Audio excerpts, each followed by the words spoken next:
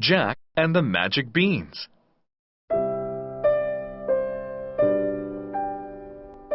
Jack and his mother are poor. Jack's mother says, "Jack, sell our cow, then we can buy food."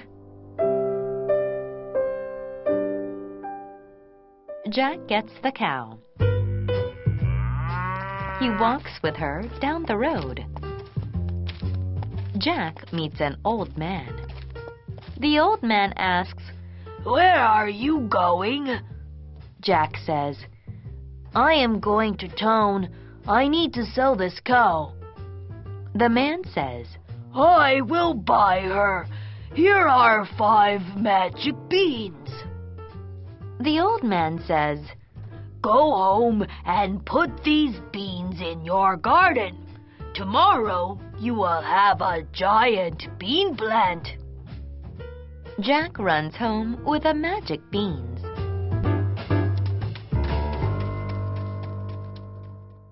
His mother is angry. She throws the beans out the window. Jack goes to bed without dinner.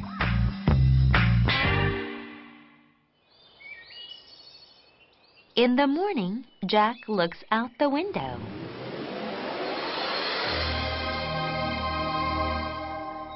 He sees a giant bean plant. Jack climbs the plant. He climbs up and up and up. In the clouds, he sees a big house. Jack goes to the house. Jack knocks on the door. A giant woman opens the door. "A boy?" she says. "Hello," says Jack. "I didn't eat breakfast. Can you give me some food?" The woman looks worried. She says, "My husband eats boys. Hide in this pot. I will give you some food." Jack hides. Then he hears the woman's husband come home.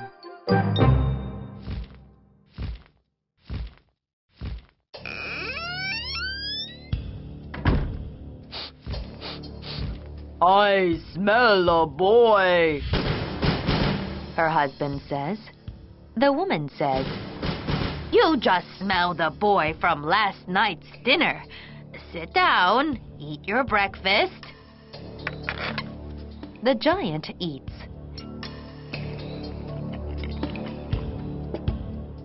Then he puts a bag of gold on the table. He counts the gold. When he gets tired, he goes to bed for a nap.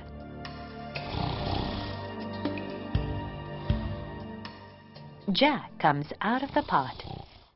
He takes some of the gold. Then he runs to the bean plant.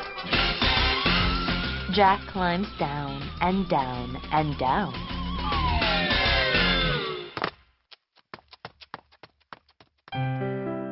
Jack gives the gold to his mother. Jack and his mother are happy. But later, Jack thinks about the house in the clouds.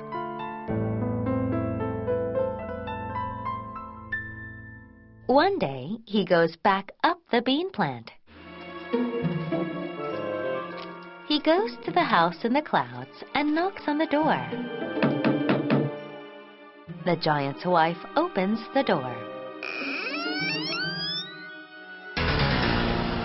"You again," she says. "You took my husband's gold. What do you want?" "Well," Jack says, "I was..." Then they hear the giant. "Quick, hide," says the giant's wife.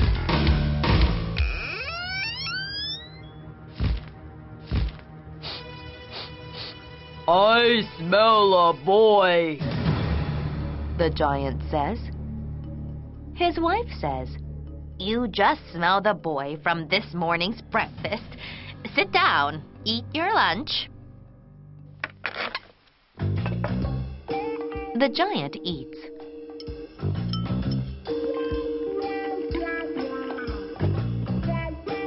Then he gets his special goose.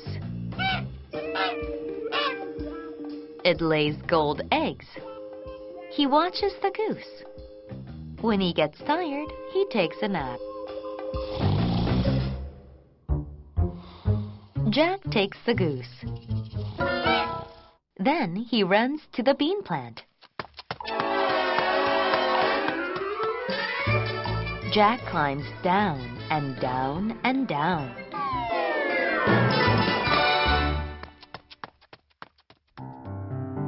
Jack gives the goose to his mother. Jack and his mother are happy. But later, Jack thinks about the house in the clouds again. He goes back up the bean plant. But he does not go into the house. He hides outside the house. The giant and his wife are in the house. The giant says, I smell a boy. The giant's wife says, It's the little thief. Let's find him. They look for Jack, but they can't find him. The giant is tired. He says, Wife, bring my harp. I want it to sing. Then I can sleep. The giant's wife brings the harp. The harp sings.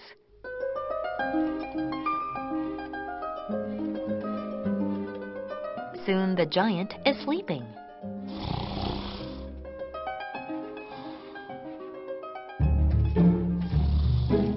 Jack goes into the house.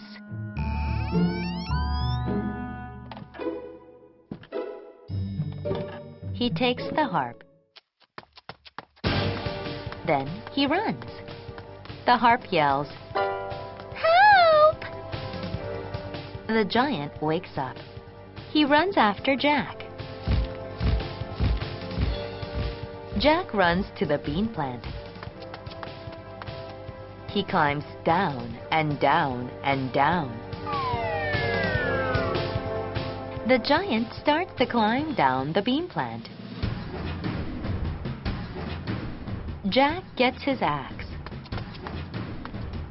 He cuts the bean plant.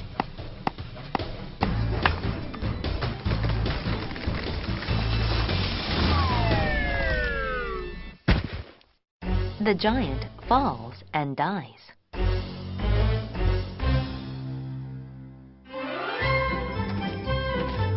Jack gives his mother the harp. From then on, they give shows with the harp. They also sell gold eggs. Jack and his mother get rich. Jack marries a princess, and they live happily ever after.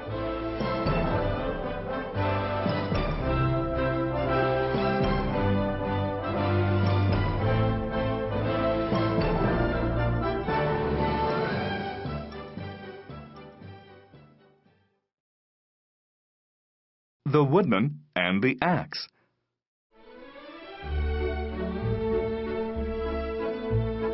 A woodman was a very poor man. He made money with his axe. He cut down trees to sell them.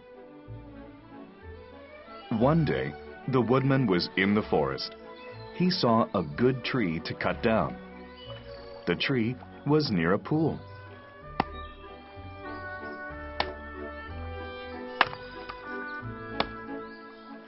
The woodman worked hard all day. He was tired. He could not hold his axe very well. The axe slipped out of his hands. It went into a pool.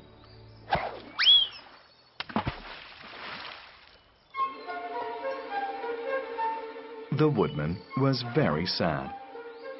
He did not have another axe.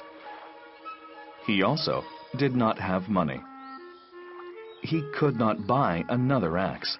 He began to cry. The woodman thought he was alone in the forest. But then the god Mercury came to him.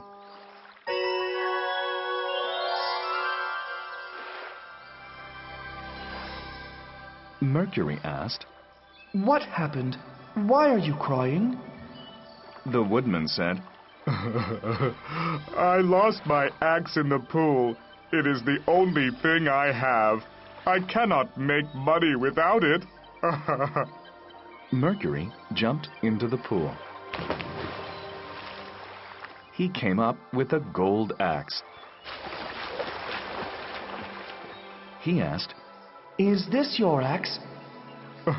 "No," said the honest woodman. Mercury put the axe on the bank by the pool. He jumped into the water again. Mercury came up with a silver axe. He asked, "Is this your axe?" The woodman said, "No, my axe has a wood handle. It is very plain." Mercury put the silver axe on the bank. He went into the water again. Mercury came up with an old axe. It was the woodman's axe. The woodman was very happy. He said, "Oh, thank you for finding my axe." Mercury was also happy. The woodman was honest. Mercury said, "Thank you for your honesty. I will reward you with all 3 axes. The gold and silver axes are yours."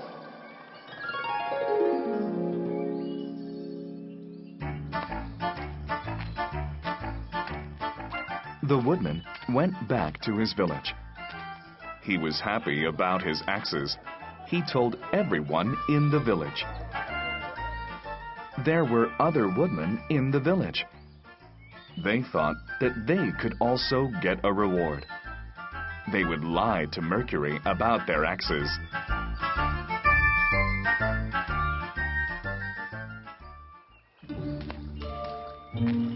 The other woodmen went into the forest.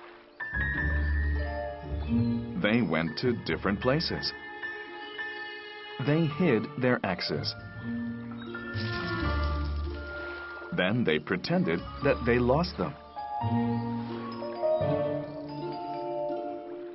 The woodman cried until Mercury came. Mercury went to the woodman. He talked to them one at a time. Mercury held up the gold axe. Mercury asked, "Is this your axe?"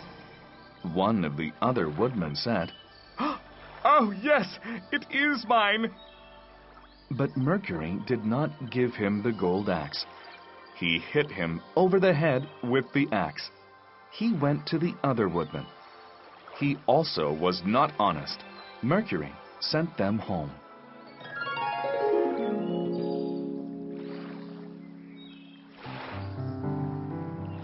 The next day, the woodmen went to get their axes. One looked for his axe in a bush. One looked for his axe under a rock. When they looked for them, the axes were gone. Mercury had taken them. Honesty is the best policy.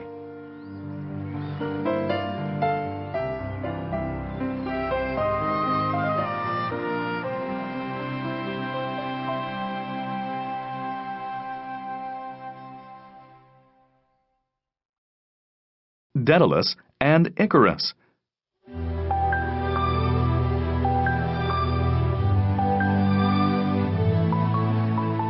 Minos was the king of the island of Crete.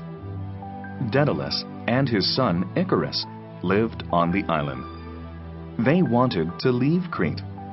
Minos did not let them, though. He controlled the island and the sea around it. Daedalus and his son could not escape. Daedalus was an inventor. He had made a special prison on Crete. It was for the son of Minos. His son was the dangerous Minotaur. The Minotaur was half man and half bull. The Minotaur's prison had many walls and doors. It was called a labyrinth. Minos wanted to keep Daedalus on Crete. Then Daedalus could not tell others the secret of the labyrinth.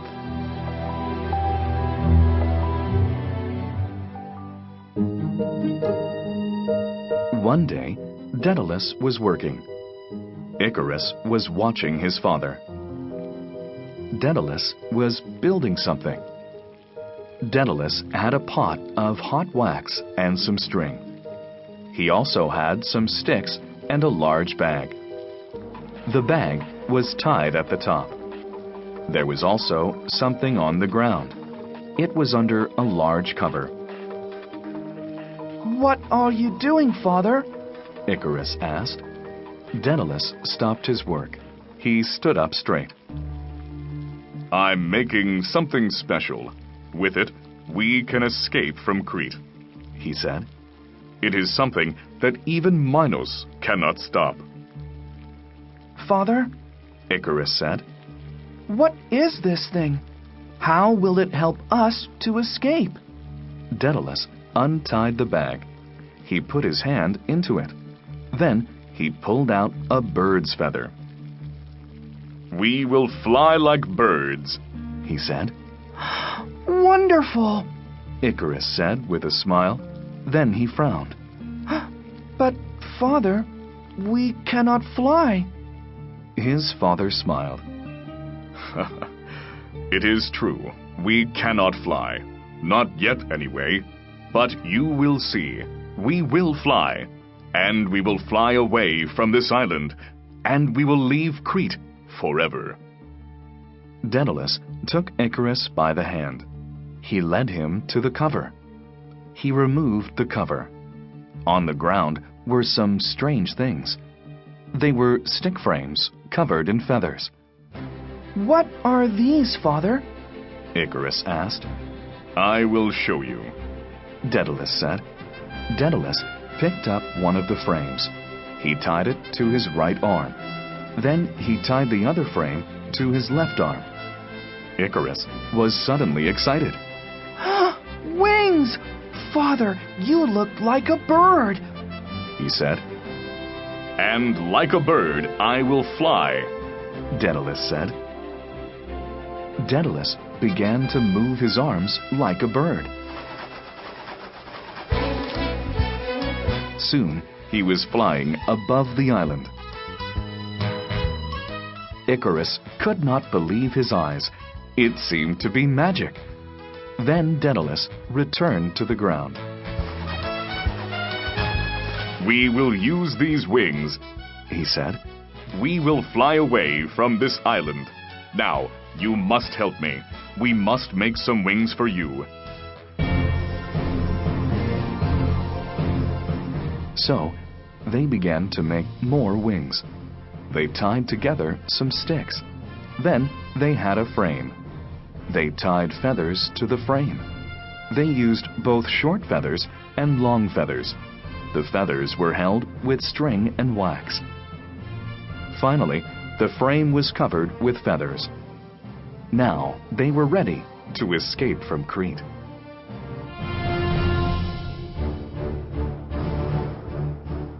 Daedalus and Icarus put on their wings. Daedalus told Icarus what to do. This is very important, Daedalus said. You must take the middle path. Don't fly too low.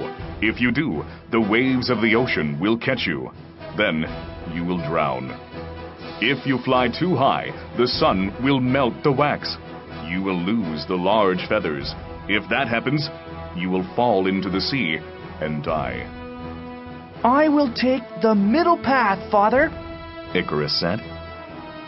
So they both began to move their arms like birds. And like birds, they began to fly.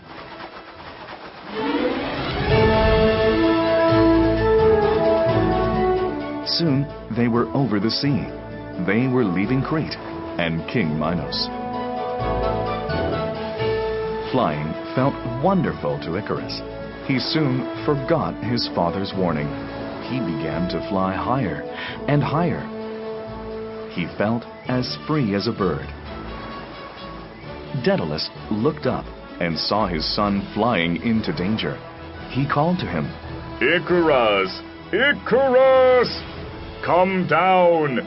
You are too high! It is dangerous!" But Icarus could not hear him. He was too far away. Icarus continued to go higher in the sky. The sun began to melt the wax on his wings. At first, one feather fell. But Icarus did not see it. Then other feathers fell. Soon, the wings would not support him. Icarus began to fall from the sky. As he fell, he called out to his father. Oh, Father! Help me! Oh, catch me!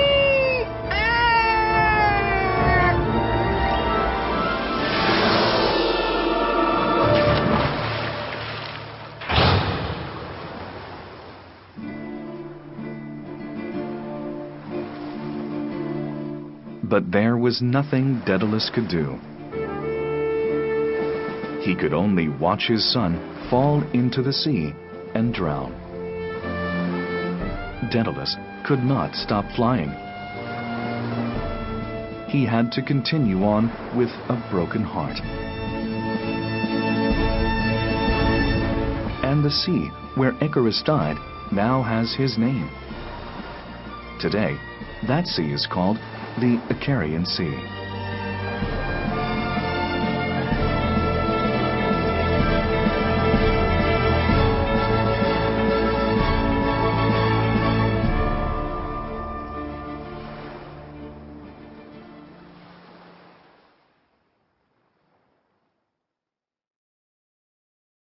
Ole-Luk-Oie, the Dream God.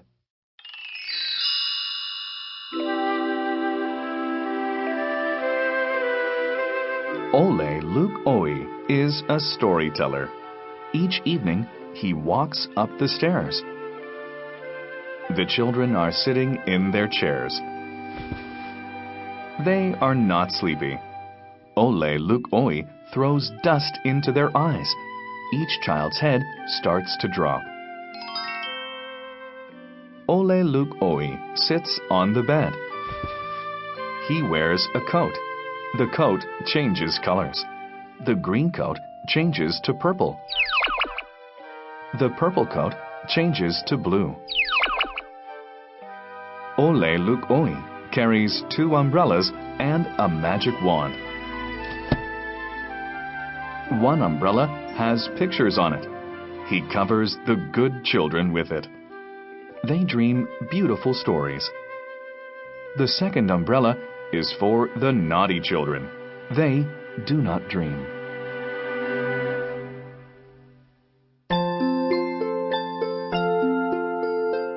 Ole-Luk-Oie visits a boy named Halmer. Halmer is in bed.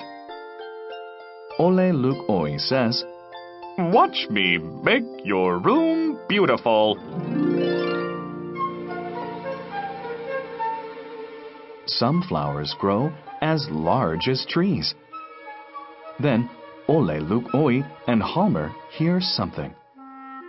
Sad sounds come from a table. What is that? Ole-Luk-Oie asks. He looks on the table. He finds the boy's writing book. The letters are crying. Look, we are ready to fall over. You must be erased, said Ole-Luk-Oie. No! They cry. Halmer, we must help these letters stand up, says Ole-Luk-Oie. 1, 2, 3. Look how tall they stand now.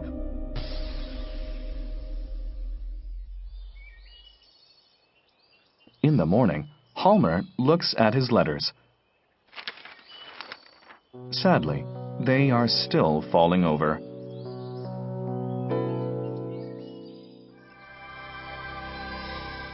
The next night, Ole-Luk-Oie visits Halmer in his bedroom. Ole-Luk-Oie uses his magic wand. He touches a picture on the wall. The birds in the picture sing. The water in the picture moves.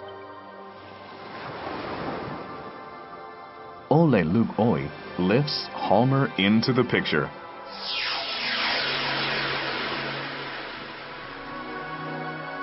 The boy runs to the water. He gets into a red and white boat. The boat passes beautiful castles. Princesses stand by open windows. One holds out a sugar heart. Halmer grabs one side of the heart. It breaks. He holds the larger piece.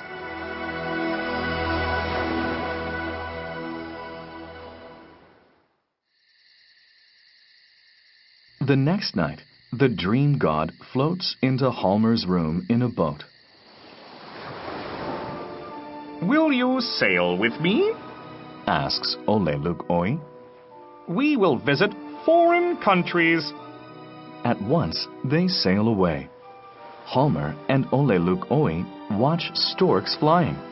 One lands on the ship. The stork is very tired. They put it into a henhouse. Who are you? Ask the hens in the henhouse. The stork tells them about his home, Africa. He lies! They cry. Halmer hears the noise. He opens the henhouse door. The stork comes out and flies away.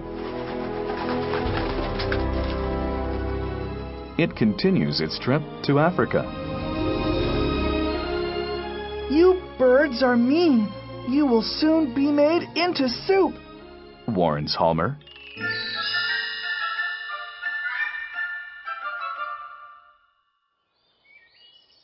The boy wakes up in his bed, smiling. Ole-Luk-Oie visits again the next night.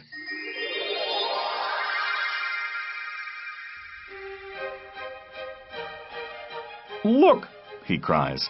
In his hand is a mouse. He is here to ask you to a wedding. 2 young mice are getting married. They live under the floor. A mouse hole is small, says Halmer. I will help you, says Ole-Luk-Oie. He touches Halmer with his magic wand. Halmer is now as tall as the dream god's finger. Into the mouse hole they go. The lady mice laugh. The gentleman mice wait quietly. The bride and groom stand next to the cheese. They kiss. It is a beautiful wedding. Then Halmer returns home.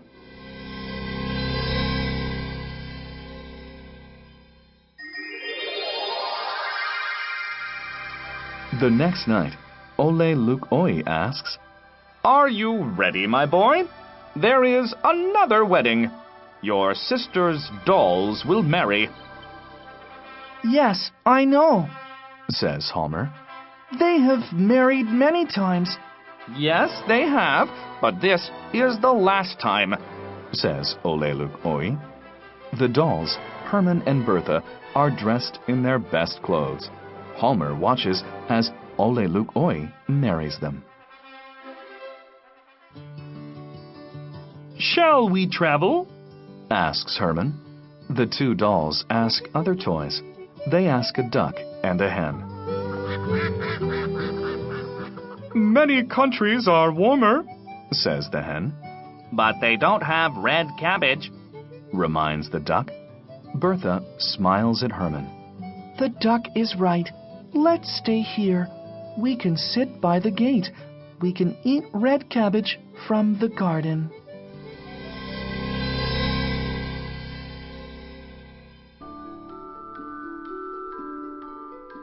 The next night, Halmer asks to travel with the dream god again. Not tonight, Answers Ole-Luk-Oie. Tomorrow is Sunday. I must make the world beautiful. I must take each star down from the sky. Each one must be shined and numbered. Then I will return it to its place in the sky. We don't want any falling stars. A picture on the wall shouts, Mr. Ole-Luk-Oie, do you know me? I am the boy's great-grandfather. Your stories aren't true. Stop telling them to my great-grandson. I am older than you, sir, but you are the head of this family, says Ole-Luk-Oie. I will do as you ask. Off he walks.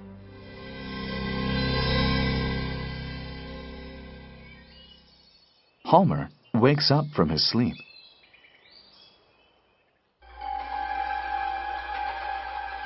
Ole-Luk-Oie returns the next night. Hello, Halmer, he says. Tonight, let me show you my brother. His name is Death. He only visits once. He rides a horse. He wears a dark coat. Halmer watches Death put young and old people onto his horse. Death asks one question. Are you good to others? Some answer yes. They hear a beautiful story. Some answer sometimes. They hear a scary story. They want to jump off the horse. The horse holds them tight. I love your brother, Halmer shouts. I am not afraid of death. The great-grandfather is smiling. Ole-Luk-Oie, listen to me. My great-grandson has learned something important tonight. We don't need to be afraid of death.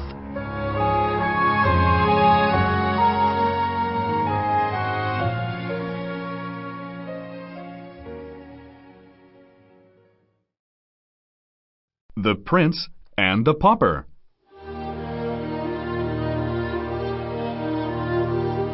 Chapter 1. Two Boys.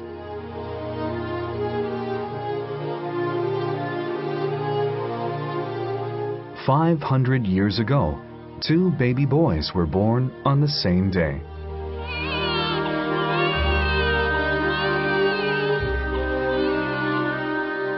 They lived in the city of London. One was a rich prince. His name was Edward. He lived in the palace. The other boy was a pauper. His name was Tom. He lived in a small wooden house with his mother, father, grandmother, and two sisters. They all slept in one small room. The children did not have beds and had to sleep on the floor.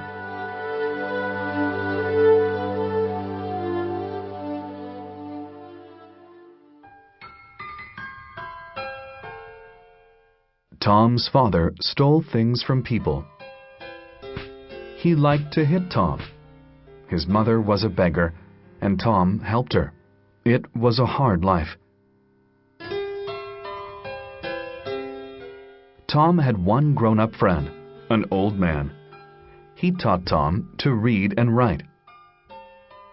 He told Tom wonderful stories about kings, queens, and princes.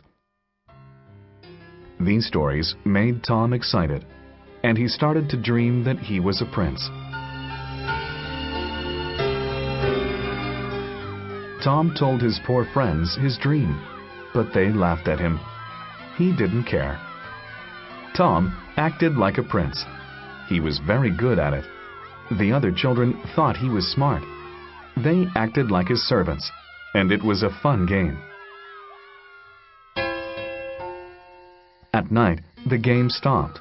Then Tom had to go home, and he was just a poor, hungry boy again.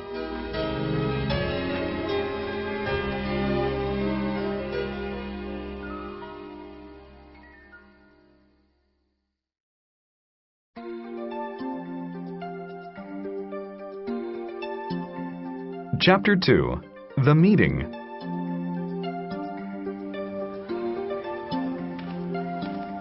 One day, Tom went looking for food. He walked far from home. He didn't know where he was. He saw many big buildings with big gates. The gates were gold. He saw a guard. Tom was in front of the palace. Many people were there to see the prince. Tom walked to the front of the crowd. His eyes grew big because he could see Prince Edward. The prince looked kind. He was dressed in beautiful clothes. He had many servants around him. Tom pushed his face through the gate. He wanted to get closer.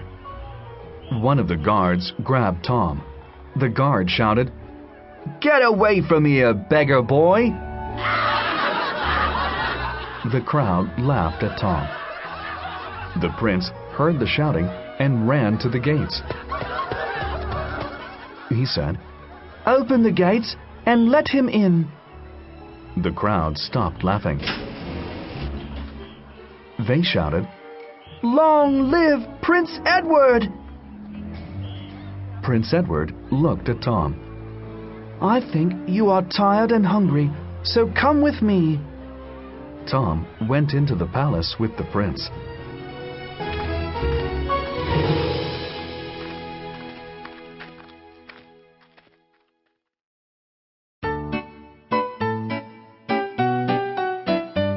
Chapter 3. A Big Mistake.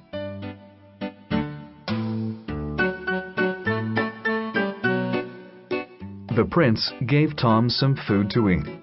He asked Tom many questions about his life. Tom told him about his family and the many games he played with his friends. "We play at sword fighting a lot. In the summer, we swim in the river," Tom told the prince. "We dance and sing too." The prince had a lonely life. He thought Tom's life sounded fun. Tom was very surprised. "I would give anything to be dressed in your fine clothes," he said. "I want to be like you." "Then let's change clothes," said the prince. So they did.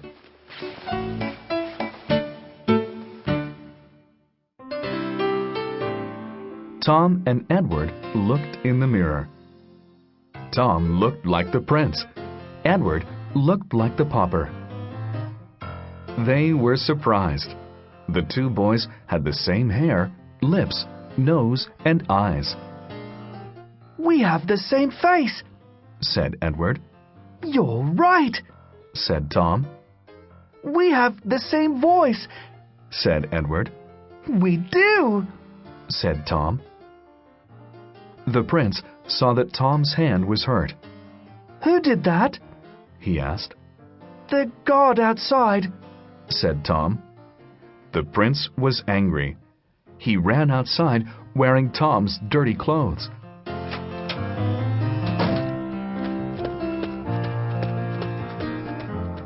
He shouted at the guard. The guard thought he was Tom and pushed him out of the gate. "You made trouble for me, boy. Now get away." "But I am Prince Edward," said Edward. Everyone laughed. They did not believe him. "You're making a big mistake," shouted Edward. No one listened.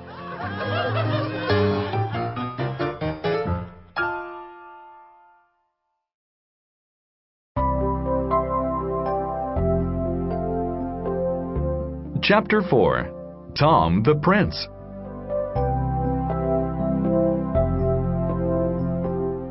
Inside the palace, everyone thought that Tom was the prince.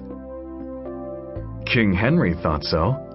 The prince's sisters, Princesses Elizabeth and Mary, thought so. His cousin, Lady Jane, thought so.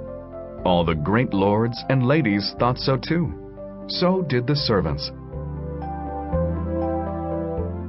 When Tom said something strange, they all said, Poor Prince Edward, he is mad.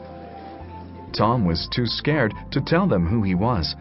He did his best to act like the prince.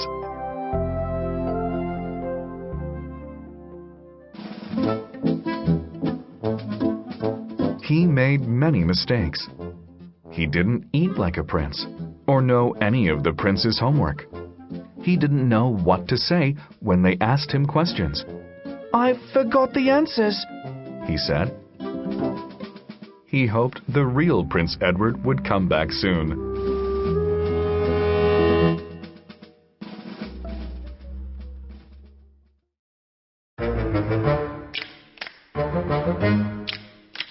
Chapter 5. Prince Edward's Adventures. Edward was angry. No one believed that he was the prince. They were mean to him because they thought he was poor. Everywhere he went, he said, I am Prince Edward. People would laugh. He did not look like a prince. He looked like a pauper. They all thought he was mad.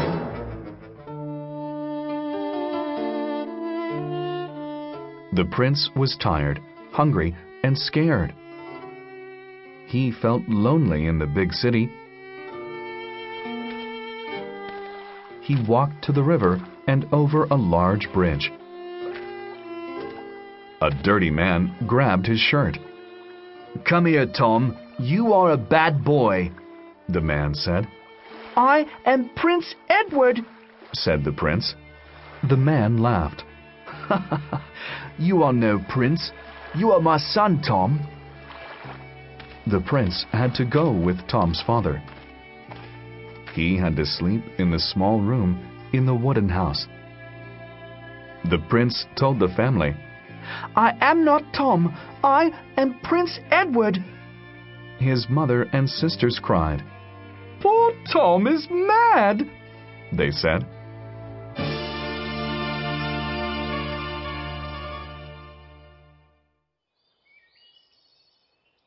In the morning, the prince ran away.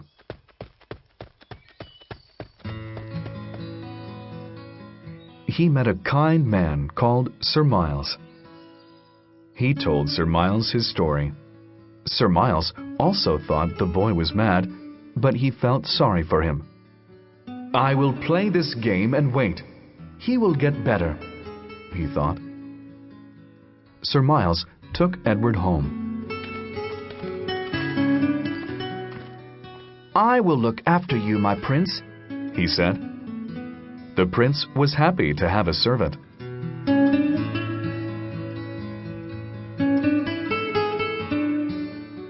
The next morning, Sir Miles went to buy Edward some clean clothes. The prince was sleeping.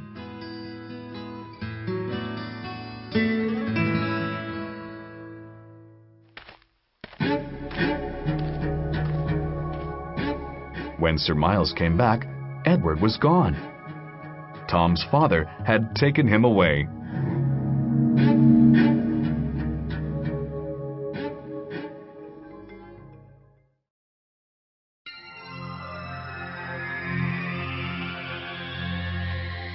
Chapter 6.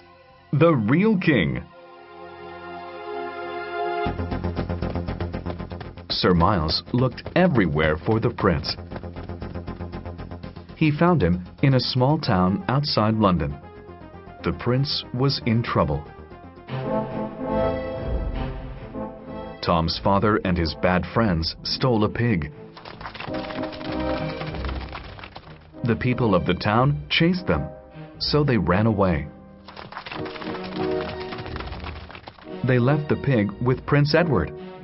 Everyone thought he was the thief. The people took Prince Edward to jail.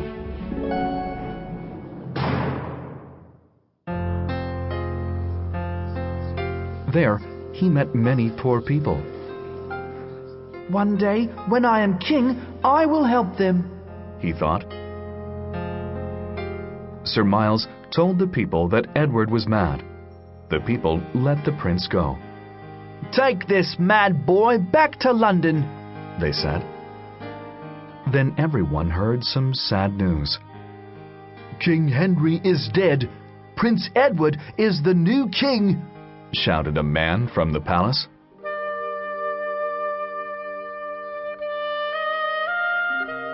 My father is dead, cried the prince. He was very sad.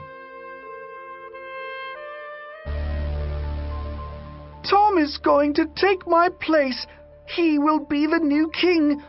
We must go to London quickly to stop this.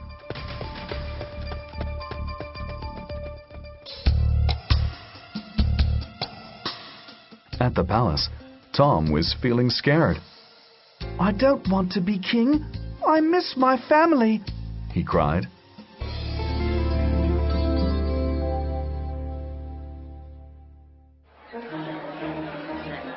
The next day, there was a big party for the new king. All the lords and ladies of the land were there. Just as they were about to put the king's crown on Tom's head, they heard a shout. I am the real king, said the voice. It was Prince Edward. Yes, he is, agreed Tom. Please, Prince Edward, come and get your crown. I don't want to be king. Edward took the crown. Long live the king! shouted the crowd. Thank you for giving me back my crown, said Edward to Tom. I will look after poor people like you now that I am the king. You will not be a pauper anymore. Tom was happy. Sir Miles was surprised that Edward was the real king. He was happy too. King Edward was the happiest of all.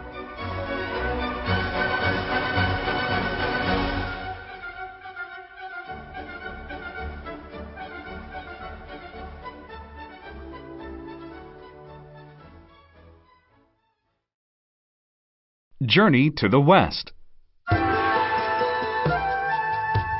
Chapter 1. The Monkey King.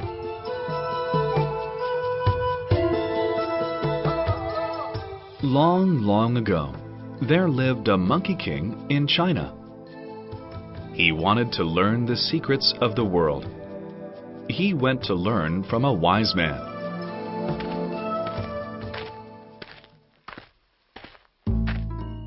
What's your name? asked the wise man. I don't have one, answered the monkey. Well, then I'll give you a name. You are Sun Wukong now, said the wise man.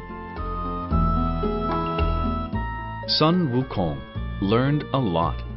In time, he understood many things. He also learned many magic tricks. He could change himself into many things. He could become a bird, a lion, and a rock. Also, he could ride on a cloud. He could go to the end of the world in no time.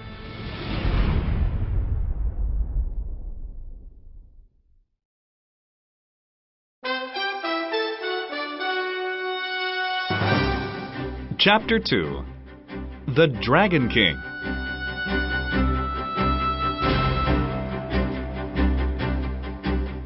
Sun Wukong wanted to have a good weapon. The weapon had to be strong and strange like he was. Sun Wukong went to the East Sea.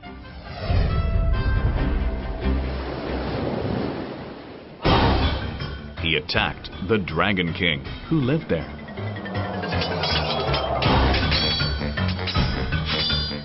In the fight, Sun Wukong took a magic iron stick. This stick could change to be miles long. It could also change to be as small as a needle.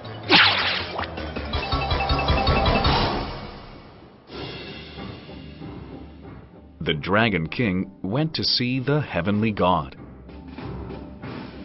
There, he told the heavenly god of Sun Wukong's crime.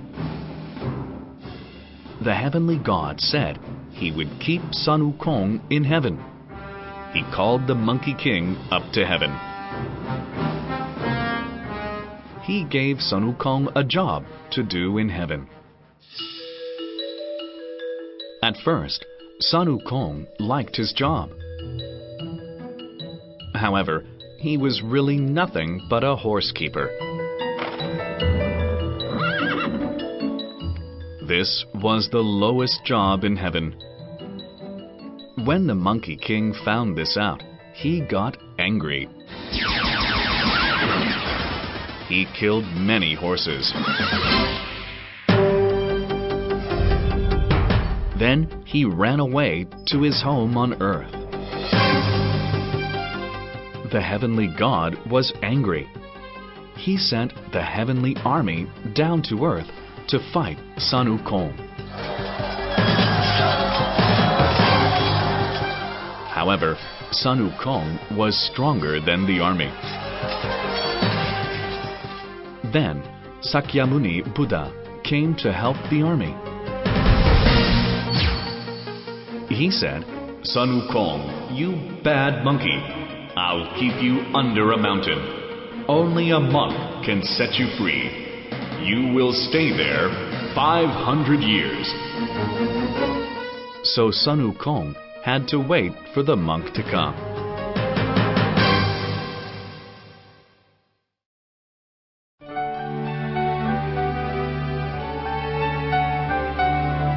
Chapter 3. A Monk and His Followers.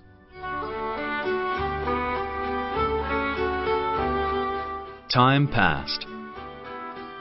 Then one day, a monk called Sanzang came to the mountain. He was on his way to India. He had orders from the emperor. He was to go and bring back some holy Buddhist books. On the mountain, Sanzang heard a voice. The voice cried out, I'm Sun Wukong. Sakyamuni Buddha put me here. It was for my bad actions. That was 500 years ago. Please set me free. "Okay," said Sanzang. When he prayed, the Monkey King was set free at once.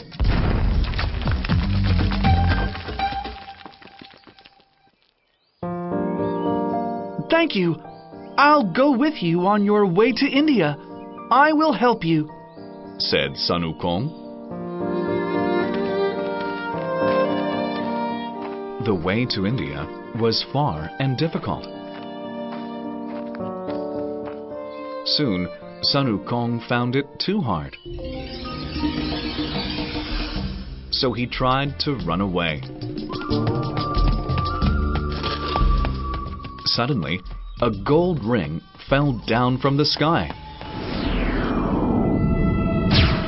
And it fit perfectly on his head.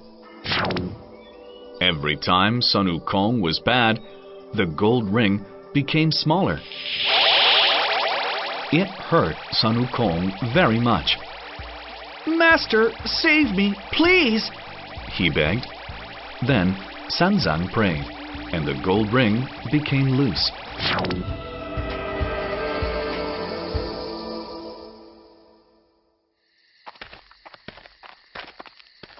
One day, they stopped at a house for the night. The man at the house was very sad. A monster pig was coming to take his daughter away. Sun Wukong changed himself into the man's daughter. He waited for the pig to come.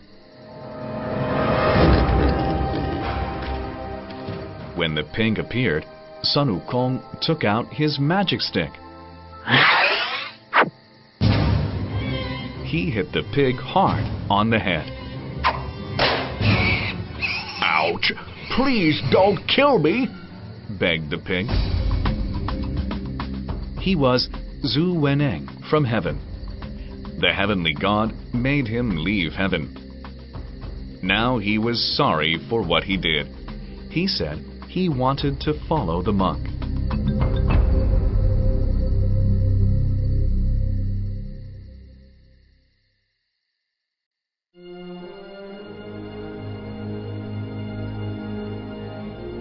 Chapter 4. The River Monster.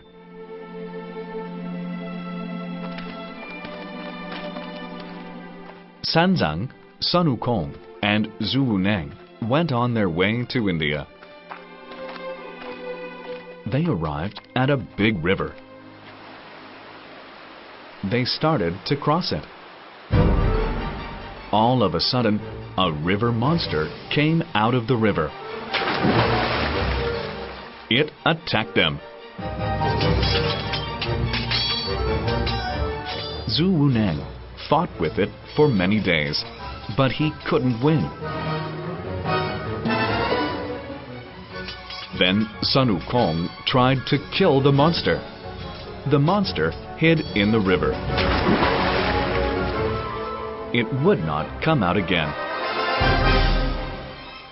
So Sun Wukong went to ask for Bodhisattva Guanyin's help.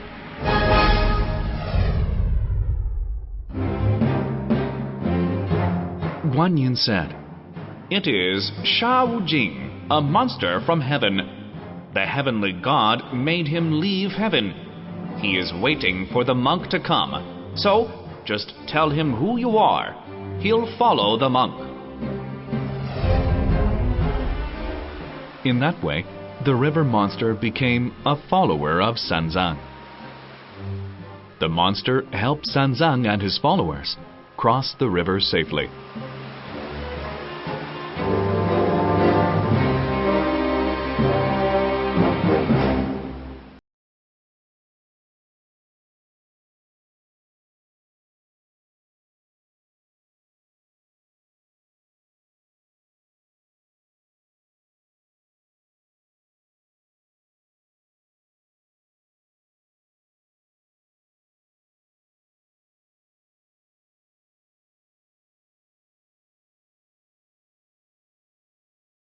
Found an old man lying on the road.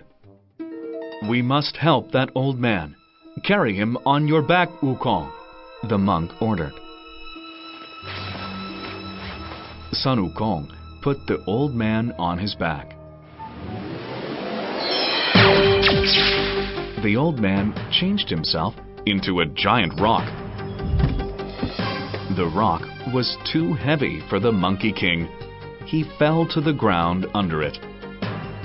Sun Wukong could not move at all. The old man was a demon called Silver Horn. It put another big rock on Sun Wukong. The Monkey King was helpless.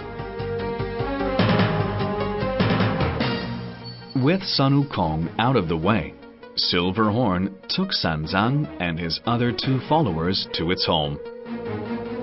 Somebody help me, please! Sun Wukong shouted. The mountain god heard him. He helped Sun Wukong stand on his feet. Sun Wukong ran off to find the demons. Soon, he found Silver Horn and the demon's brother, Gold Horn. They were happily eating and drinking because they had caught Sanzang. Let my master and brothers go! Sun Wukong shouted as he ran at them. Goldhorn took out a bottle and held it high in the air. Hey, monkey! He called. What? Answered Sun Wukong. Suddenly, Sun Wukong was sucked into the bottle. He quickly changed himself into a fly and flew out of the bottle.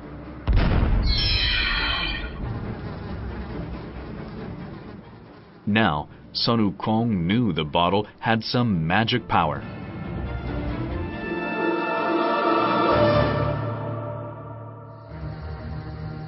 That night, he took the bottle and left a false one. the false one looked like the real one.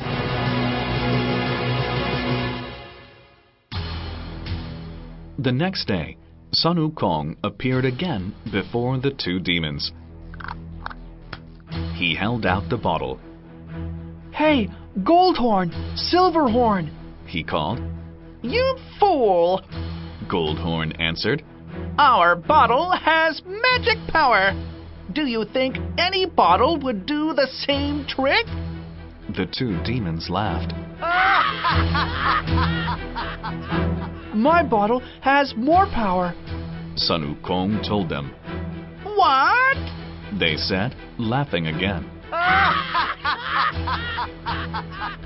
But the word "what" was the magic word. By saying that word, they were sucked into the bottle.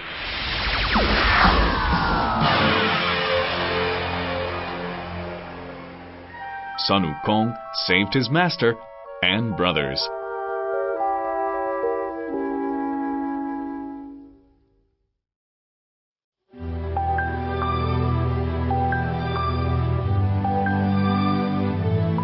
Chapter 6.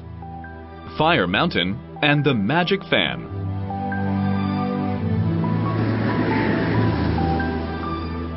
It was almost winter, but it became hotter and hotter. Sanzang and his followers were all sweating. It's strange. It is almost winter, but it feels like summer again, said Sun Wukong. We are coming near to the sun's home. That's why, said Zhu Wuneng. You fool! The sun's resting place for the evening is not near. It is miles and miles away, said Sha Wujing.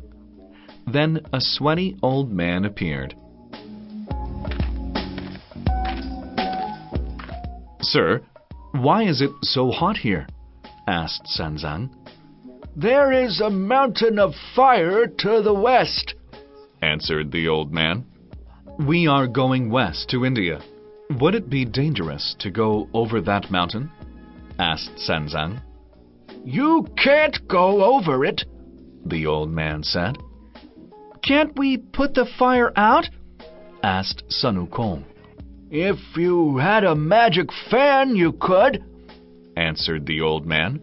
A witch keeps one, but she doesn't let anyone touch it. Sun Wukong went to borrow the fan. Of course, the witch wouldn't listen to him. I don't want to lend it to a dirty monkey, she said. Sun Wukong was angry.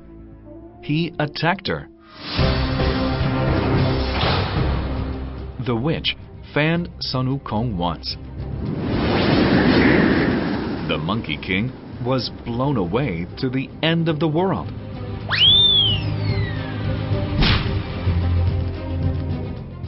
Sun Wukong changed himself into the witch's husband.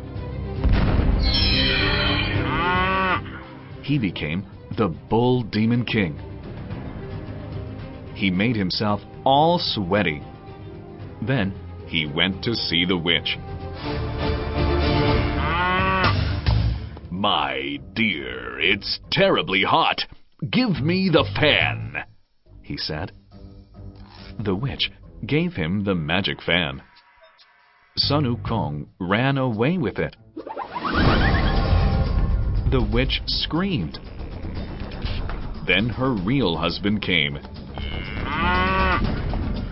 He had an idea.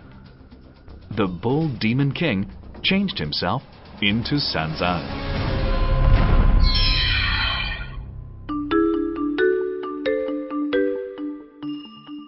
When Sun Wukong saw him, he said, Look, I have the magic fan. Sun Wukong gave the magic fan to this false Sanzang. The Bull Demon King took the fan and ran away. Sun Wukong ran after him and hit him many times with his iron stick. The witch came to help her husband. But Sun Wukong was stronger than both of them. Finally, the witch and her husband gave up. They told Sun Wukong how to use the fan. The Monkey King waved the fan 99 times.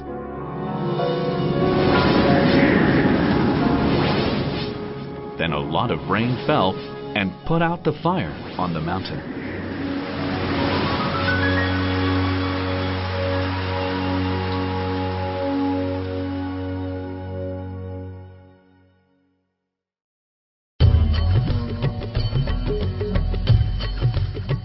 Chapter 7. The Buddha and the Holy Books.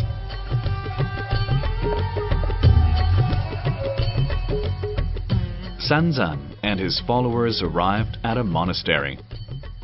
Sakyamuni Buddha was staying there. At the gate, they were met by 4 great guards. The guards stopped them from going into the monastery. We have to ask the Buddha before you can come in. One guard was sent through the middle gate and the inner gate. He finally reached Sakyamuni Buddha. He was told to let Sanzang and his followers in.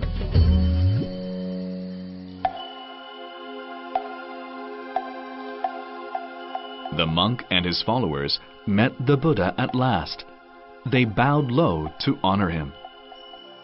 For the last 14 years, we walked to get here, said Sun Wukong. I know all the difficulties you faced, said the Buddha. But why have you come? I have orders from the Emperor of China, answered Sanzang. He told me to bring back some holy books. I see, said the Buddha. We have 15,144 scrolls. How many do you want? As many as you can give me, Sanzang answered. Well, I can give you 5,048 scrolls, said the Buddha. He ordered a guard to bring the scrolls. Sanzang thanked the Buddha. Then they all started on the journey home.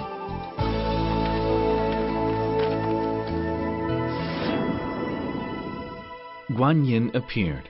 He said to the Buddha, May I ask for one thing? What is it, Guanyin? Asked the Buddha.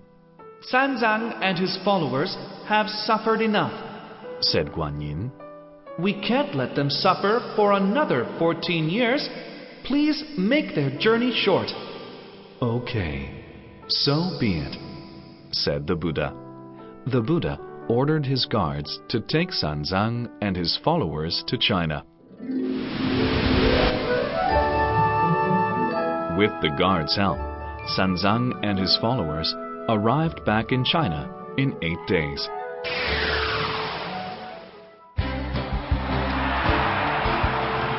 The emperor came out to welcome them. Sanzang told the emperor all about his journey. The emperor ordered some men to copy the holy books. The copies were then passed around for people to read. Sanzang, Sun Wukong, and Zhu Neng later became Buddhas. Sha Wujing became an arhat, or a worthy one.